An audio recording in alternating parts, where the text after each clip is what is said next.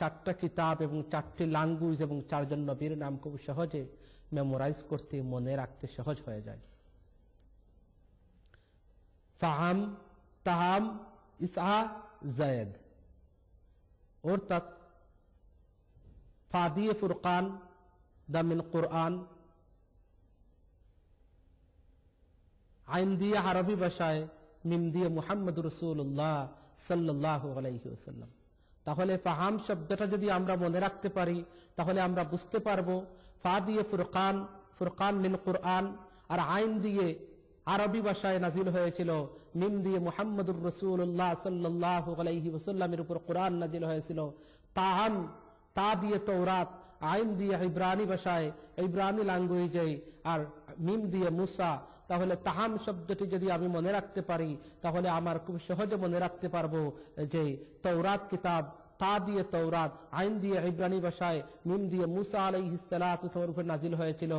ফাহাম, তাহাম, আর একটি হচ্ছে ইসাহা, আলিফ দিয়ে ইনজিল, সিন দিয়ে সিরিয়ানি ভাষায়, আর আইন দিয়ে ঈসা আলাইহিস সালাতু ওয়াস সালাম। তাহলে ইসাহা শব্দটি মনে রাখতে পারলে আমরা তাও মনে রাখতে পারবো যে ইনজিল কিতাবটি ঈসা আলাইহিস সালাতু ওয়াস সালামের উপর সিরিয়ানি ভাষায় নাজিল হয়েছিল। তাহলে ফাহাম, তাহাম, ইসাহা, আর আরেকটি হচ্ছে জায়েদ, অর্থাৎ জাল দিয়ে জবুর, আর ইয়া দিয়ে ইউনানি ল্যাঙ্গুয়েজ, আর দাল দিয়ে দাউদ আলাইহিস সালাতু ওয়াস সালাম এর উপর নাজিল হয়েছিল। তাহলে এই চারটি শব্দ যদি মনে রাখতে পারি, চারটি ল্যাঙ্গুয়েজও জানতে পারি, চারটি কিতাবের নামও জানতে পারি। ফাহাম, তাহাম, ইসাহা, জায়েদ, যেগুলো আমি আমার স্টুডেন্টদেরকে এইভাবেই পড়াই। কোথায় একটি কিতাবের মধ্যে দেখেছিলাম একজন দার্শনিক এইভাবে চারটা শব্দ করেছেন যাতে সহজে মনে রাখার জন্য। তাহলে আসমানি কিতাবের মধ্যে প্রসিদ্ধ চারটি কিতাব হচ্ছে তৌরাত, which revealed to Hazrat Musa alayhi salatu wassalam, and Injil, which revealed to Hazrat Isa alayhi salatu wassalam, then Zabur revealed to Hazrat Daud alayhi salatu wassalam, the last and final kitab hocche Quran al-Kareem, which revealed to Hazrat Muhammad Rasulullah sallallahu alayhi wasallam. And Allah subhanahu wa ta'ala himself take the responsibility to look after and save the Quran till the day of judgment.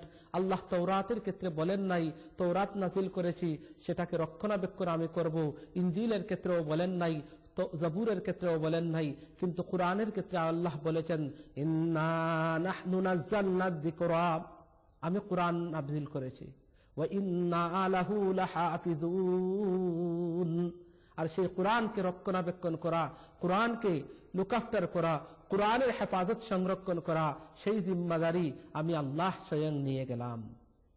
কোরআন কখন নাজিল হয়েছিল? আজ থেকে 1400 বছর আগে। কার কাছে নাজিল হয়েছিল? বিশ্বনবী মুহাম্মদ রাসূলুল্লাহ সাল্লাল্লাহু আলাইহি ওয়াসাল্লামের উপর কোরআন নাজিল হয়েছিল। একদিনে নয়, একসাথে নয়, 23 years, bit by bit when it was needed, তুরা তুরা করে ওয়াহির মাধ্যমে কোরআন 23 বছরে নাজিল হয়েছিল মুহাম্মদুর রাসূলুল্লাহ সাল্লাল্লাহু আলাইহি ওয়াসাল্লামের উপর। আর সেই কোরআন নাজিল হওয়ার থেকে নিয়ে আজ থেকে 1500 বছর হয়ে যাচ্ছে। সেই কোরআন নাজিল হওয়ার পর থেকে নিয়ে people are reciting the holy Quran, people are memorizing the holy Quran, লাখো লাখো মানুষ কোরআন মেমোরাইজ করতেছে, কোরআন পড়তেছে। Right the time of the Prophet sallallahu alaihi wasallam till now, inshallah, till the day of judgment, people reciting the Holy Quran, people memorizing the Holy Quran.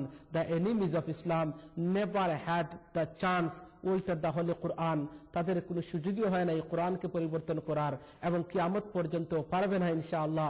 আল্লাহ সুবহানাহু ওয়া তাআলা challenge দান করেছেন, কোরআনের একটি অক্ষরও কেউ পরিবর্তন করতে পারবে না, একটি নক্তাও কেউ পরিবর্তন করতে পারবে না, একটি আয়াত তো পরিবর্তন করা দূরের কথা, একটি আয়াত, একটি ভার্সের মতো একটি ভার্স, একটি সেন্টেন্সও কিয়ামত পর্যন্ত কেউ বানাইতে পারবে না কোরআনের মতো। সেই কোরআনের open challenge to every one of them till the day of judgement, আল্লাহ সুবহানাহু ওয়া তাআলা সেজ। তাহলে আমরা বড় সৌভাগ্য, আমরা বড় ভাগ্যবান, শেষ নবীর উম্মত হতে পেরেছি, কোরআনের মতো কিতাব আমরা পেয়েছি। ইন্না হারাদনাল আমানাতা আলাস সামাওয়াতি ওয়াল আরদি ওয়াল জিবাল ফাআবাইনা আন ইয়াহমিলাহা ওয়া আশফাকনা মিনহা ওয়া হামালাহাল ইনসান ইন্নাহু কানা যালুমান জাহুলা। অন্যত্র আল্লাহ বলতেছেন لو أنزلنا هذا القرآن على جبل لرأيته خاشعا متصدعا من خشية الله ওয়াতিলকাল আমসালু নাদরিবুহা লিন-নাসি লাআল্লাহুম ইয়াতাফাক্কারুন। সুবহানাল্লাহ।